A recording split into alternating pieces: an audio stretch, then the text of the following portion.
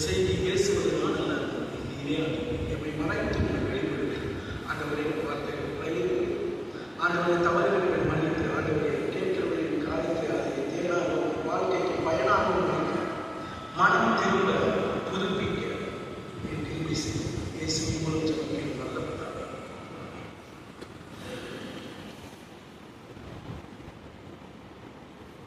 இன்று எனக்கு கொடுத்துள்ள தலைப்பு மனம் திரும்புதல் புதுப்பிக்கப்படுது.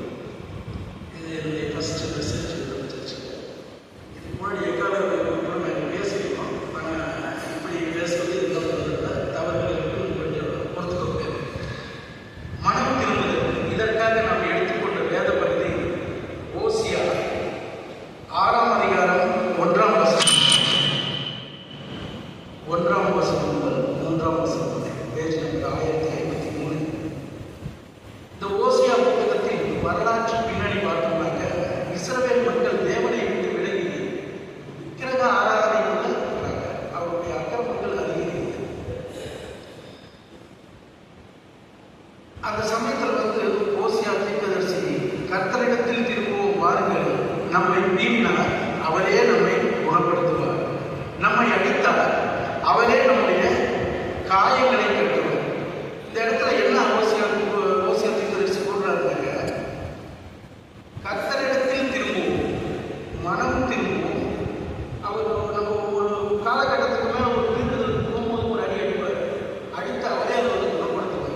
நம்முடைய அதை காயப்படுத்துவதற்காக நாம் திரும்பி தேவனுடைய வழியில் நடப்பதற்காக நம்மளை பக்குவப்படுத்துகிறார்.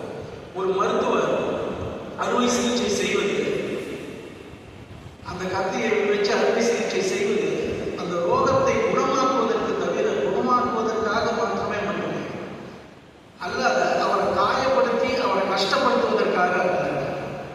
ஆண்டவர் இடத்தில் கூட நம்மளை அடிப்பது, கண்டிப்பது, நம்மளை பக்குவப்படுத்தி ஆண்டவர்களும் ஆண்டவர் விசுவாசத்திலும் இருப்பதற்காக மாத்திரம். ஓசியா 6ஆம் அதிகாரம் 2ஆம் வசனத்தில் 2 நாட்களுக்கு பின்பு அவர் நம்மை உயிர்ப்பிப்பார், 3ஆம் நாளில் நம்மை எழுப்புவார், அப்பொழுது நாம் அவருடைய சமூகத்தில் பிழைத்திருப்போம். இந்த 2 நாளுக்கு 3 நாட்கள் கால அவகாசம் அந்த அடிப்பட்டனுடைய அதுலேருந்து நம்மளை ரெக்டிஃபிகேஷன் பண்ணக்கூடிய ஒரு டியூரேஷன் பீரியடாக பார்க்குறோம். சிலர் என்ன சொல்றாங்கன்னாக்க தேவன் 3ஆம் நாள் உயிர் தெழுந்தால் அதுக்கு ஒரு முன் செய்தியாக கூட இதை பார்க்கிறாங்க. ஓசியா 6ஆம் அதிகாரம் 3ஆம் வசனத்தில் பார்த்தோம், அப்பொழுது நாம் அறிவடைந்து, எப்பொழுது ஆண்டவர் கண்டித்ததுக்கு அப்புறம், நம்மளை கண்டித்ததுக்கு அப்புறம் அறிவடைந்து கர்த்தரை அறியும்படி தொடர்ந்து போகும். அதுக்கப்புறம் தான் கர்த்தரை அறியும்படி நாம் தொடர்ந்து போகும். அவருடைய பொருட்கள் அருணோதயம் போல, அருணோதயம்னாக்க காலை விடியும் போது இருக்கக்கூடிய வெளிச்சம், அந்த ஒரு புதிய நாள் அருணோதயம் போல ஆயத்தமாய் இருக்கிறது. அவர் மழையை போலவும் பூமியின் மேல் பெய்யும் முன்மாறி பின்மாறி போலவும் நம்மிடத்தில் வருவார். இந்த முன்மாறி பின்மாறி மழை பெய்யும்னா ஏற்ற காலை விதைக்கும் பொழுது ஒரு மழை, அந்த விதையை நல்லபடியாக வளர்வதற்காக அந்த மழை வருகிறது. அந்த சீசனில் மழை கொடுப்பதும் பின்மாறி அதுக்கு முன்பாக வரக்கூடிய மழை. இது ஒரு விவசாயிக்கு ஒரு நல்ல சந்தோஷமான விஷயம். போல ஆவிக்குரிய ஜீவியத்தில் நம்ம மென்மேலும் வளர்த்த, இன்னும் செழிப்பாக வளர இந்த நம்ம ஒரு உண்மையாக இந்த வசனத்தில் பார்க்கிறோம். மனம் திரும்புதல் தேவனை நோக்கி திரும்புதல். அதன் பலன் தேவனிடத்தில் புதுப்பிப்பு, ஒரு புதிய மறுபாடு. ஒரு சிறிய கதையை நான் சொல்ல விரும்புகிறேன். ஒரு கிறிஸ்தவ குடும்பத்தில் பிறந்த பையன், நல்ல பக்தியோடும் சண்டே கிளாஸ், அதுக்கு அடுத்தது திடப்படுத்துதல், காலேஜ் எல்லாம் இருக்குது. ஒரு நல்ல வேலைக்கு ஒரு நகரத்துக்கு வேலைக்கு சேர்றாரு. He got a good package of salary, நல்ல சுற்று, ஒரு நகர வாழ்க்கை.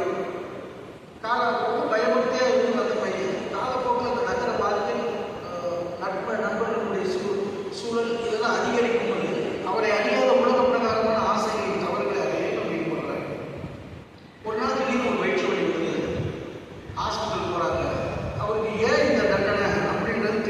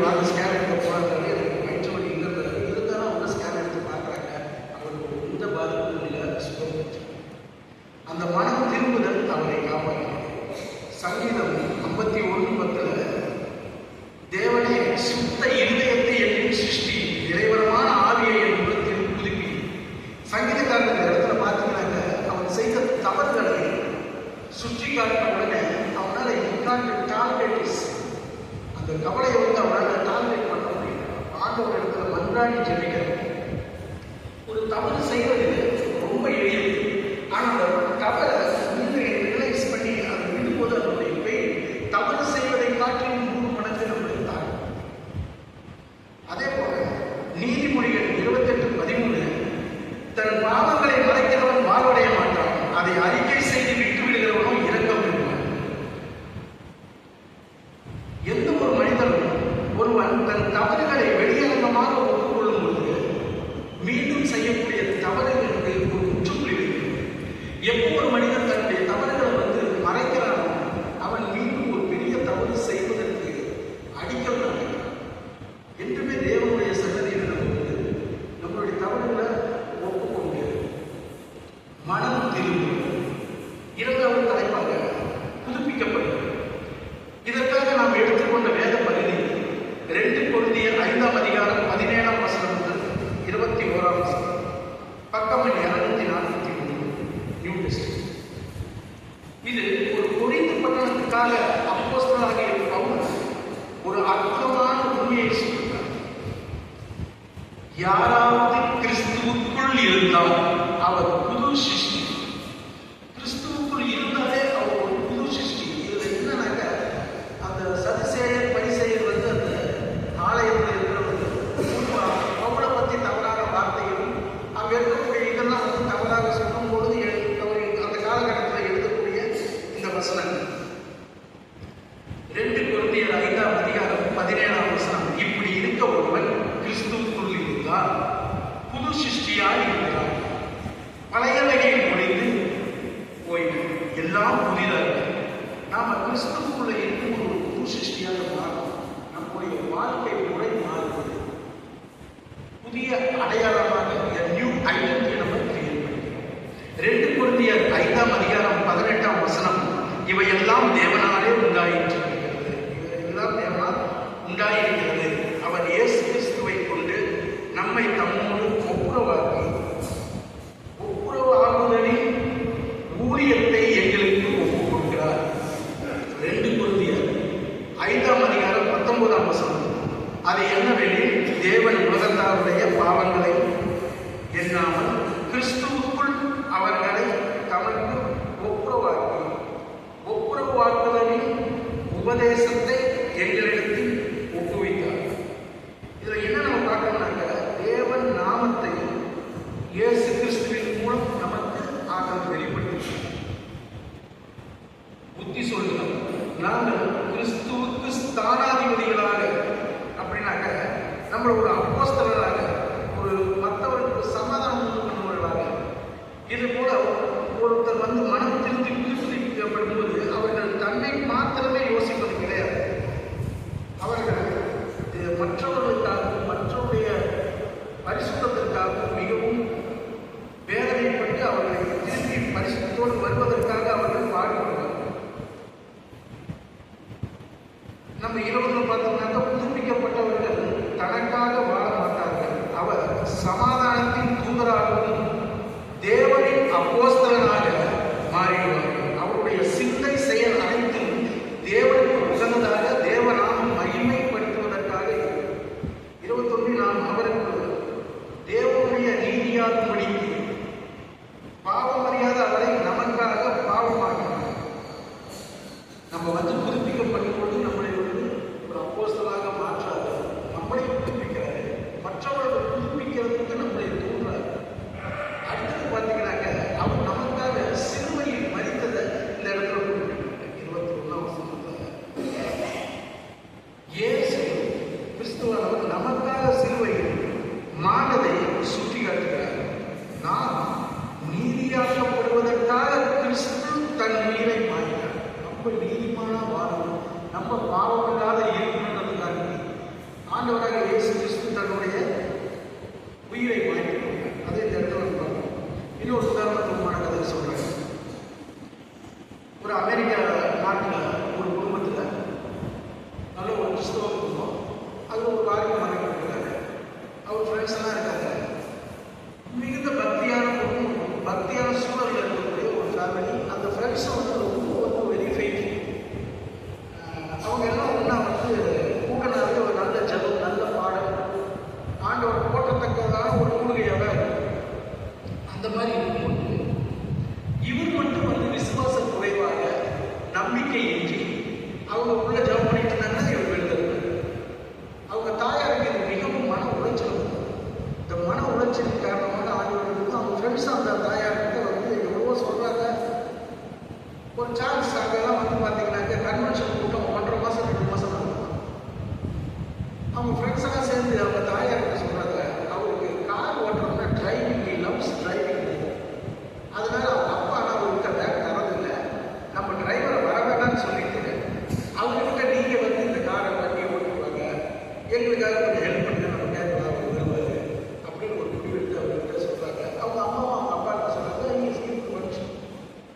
அவர் வண்டி எடுத்து அவர் சொல்றாங்க. வண்டி எடுத்த உடனே எங்களால் சும்மா இருப்பாங்களா, எல்லாம் ஜெபம் போட்டு கை தட்டி பாட்டு பாட்டு வராங்க. சாதாரண கார் மேல வண்டி நிறுத்திட்டு நீங்களாம் கூப்பிட்டீங்க நான் வரேன், அங்க வந்து நீ பிரசங்கத்துக்கு வா, உள்ள வந்து உட்காரு, அப்படி பண்ணி இப்படி பண்ணி எனக்கு சொல்லுவாங்க. எல்லாம் நான் இறக்கிட்டுறேன், நான் வேலை நீங்க என்ன கூப்பிடாது. திரும்பி வரும்போது உங்களை பிக்கப் பண்ணி நான் ட்ராப் பண்ணிக்கிறேன். நானும் என்ன டிஸ்டர்ப் பண்ணக்கூடாது. இல்லைன்னா சொல்றேன் இப்போ கிளம்பிடுறேன். என்னடா நம்ம என்ன பண்ணுறது யோசிக்கிறேன். இல்லைப்பா அப்பா எதுவும் சொல்ல மாட்டோம், சரி வா அப்படின்னு கூட்டிகிட்டு போகிறாங்க. நேரம் போகிறாங்க, 2 பக்கத்தில் வண்டி நிறுத்துறாரு. இவங்கெல்லாம் எதுக்கு கன்வென்ஷன் கொடுத்துட்டு போகிறாங்க. ஒரு நாள் போச்சு, 2 நாள் போச்சு, 3வது நாளும் போச்சு, 4வது நாளும் போச்சு. 5வது நாள் காலையில் ஒருத்தர் பிரசனம் கொடுக்குறாரு. பாப்பா பாடலை வைத்து அதனுடைய அர்த்தங்களை சொல்லி பிரசனம் கொடுக்குறாரு. அந்த முதல் பாடல் வரியே அவர் மனதை தொட்டது. அவர் மிகவும் அந்த வரிகளை கேட்டு கேட்டு ரொம்ப அவரால் தாழ முடியல. அந்த வரிகளை அவர் தொடர அவர் இறங்கி அந்த 2 எழுத்துக்குள்ள போறாரு. அப்போ அவர் அந்த பாடல் வரிகளை எக்ஸ்பிளைன் பண்ணி சொல்றாரு, நீயாக தேடி வரவில்லை, நானாக உன்னை அழைத்தேன். I request you to come here அப்படின்னு அந்த பிரசங்கில சொல்றாரு. அந்த பாடலை கேட்க கேட்க அவர் மனம் மாறியது, ஒரு நல்ல கிறிஸ்தவராக மாறினார். அந்த தாயாருடைய ஜெபம் கேட்கப்பட்டது, நண்பர்களின் ஜெபம் கேட்கப்பட்டது. அவர் மாறி அதுக்கப்புறம் அவர் வந்து ஒரு ஆர்மி கேம்பஸ்ல அவர் ஒரு ஸ்பீச் கொடுக்க சொல்றாங்க. அங்க இருக்கக்கூடிய இளைஞர்கள்லாம் அவர் கொடுத்த 20 நிமிஷம் ஸ்பீச்சில் பயங்கரமா விசுவாசத்துக்குள்ள ஆகிறாங்க. இதை பார்த்த உடனே YFCயோட முதல் தலைவராக அவர் தெரிஞ்சிருக்கார். அமெரிக்காவில் யாருக்கு அதிகம் ஜனக்கூட்டம் கூடுதுன்றதை பார்ப்பதற்காக ஒரு சர்வே எடுத்துட்டு அரசியல்வாதிக்கோ அல்லது வேற ஒரு மீட்டிங்கோ இல்லை ஒரு தனிப்பட்ட மனிதனுக்கோ தேவ பிரசங்கத்தை இவர் பிரசங்கிப்பதற்காக பல லட்சம் மக்கள் வராங்க, பல ஆயிரக்கணக்கான மக்கள் ஒவ்வொரு கன்வென்ஷன் கொடுத்து மாணவர்களை பார்த்து சர்வே எடுக்கிறார். அது மாத்திரமல்ல, அவர் யாருக்கும் சொல்லுவீங்க, யாருக்கும் போட்டு தீர்க்க தரிசனம் சொல்லுவீங்க, எந்த பேய் பிசாசையும் போட்டு 20 நிமிஷம் வேதத்தில் என்ன சொல்லணும், இந்த வேதத்தின் வார்த்தைகளை எல்லாருக்கும் ஷேர் பண்ண அவன் பேர் பிள்ளைகள் எல்லாத்தையும் வந்து ஒரு சிறந்த முறைக்கு கொண்டு போன அவங்க வார்த்தைகளை கேட்பதற்கு பல தவ இந்த காலகட்டம். இதே போல நம்ம வேதாந்தத்தில் பார்க்கும்போது சகே மரம் மேல இருக்காரு, சகை போகும்போது சகையவை இறங்கிவான் தான் சொல்றாரு. எப்பா நீ இப்படி பண்ணிக்கிட்ட அப்படி பண்ணிக்கிட்டு எது சொல்லுங்க, தானாக கன்ஃபஸ் பண்ணி நான் யார் யார் இடத்துல என்னென்ன வாங்கிக்கணும் அதெல்லாம் திருப்பி கொடுத்துட்றேன் அப்படின்னு கேட்கிறார். அதே மாதிரி நம்ம பார்த்தோம்னாக்க அதே மாதிரி அதை செய்யறாங்க. லூக்கா 15ஆம் அதிகாரம் 11ஆம் வசனத்தில் வந்து கெட்ட குமாரன் தானாக போய் மனம் திரும்பி மீண்டும் தன் தகப்பனை நோக்கி வர தகப்பனை ரிசீவ் பண்றாரு. தகப்பனால் புதுப்பிக்கப்படுறாரு. மனம் திரும்பி தெய்வீக சிந்தை இருக்கிற பார்த்து மனம் திரும்புவது புதுப்பிக்கப்படுது. மனம் திரும்புதல் திரும்புதல் புதுப்பிக்கப்படுது, மாற்றம். இதுல காயம் அதில் குணம், இதுல பழையது அதில் புதியது. தேவனை தேடுதல் அது கிறிஸ்துவின் புதிய அடையாளமாக ஒப்புதல், அது கிறிஸ்துவால் நீதிமானாக. உண்மையான மனம் திரும்புதல் உணர்ச்சி அல்ல, முடிவு. புதுப்பிப்பு பழக்கங்கள், சிந்தனை, உறவுகள் அனைத்தும் மாறி புதுப்பிக்கப்படும். ஓசியா அழைக்கிறார், வாருங்கள் நாம் கர்த்தரிடத்தில் திரும்புவோம். பவுல் அறிவுறுத்துகிறார், யாராவது கிறிஸ்துவுக்குள் இருந்தால் அவர் புது சிருஷ்டியாக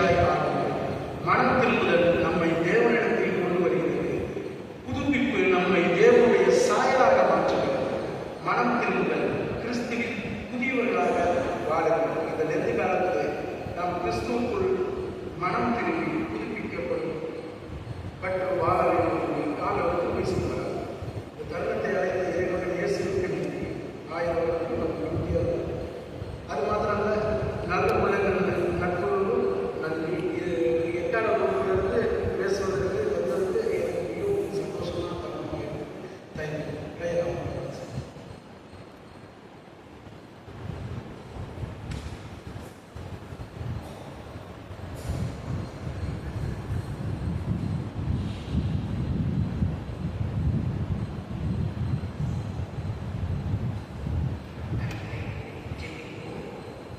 இந்த நல்ல தருணத்தை கொடுத்தீரே ஆண்டவரே, உங்களுக்கு ஸ்தோத்திரம் ஸ்தோத்திரம் ஸ்தோத்திரம் ஸ்தோத்திரம் கர்த்தாவே.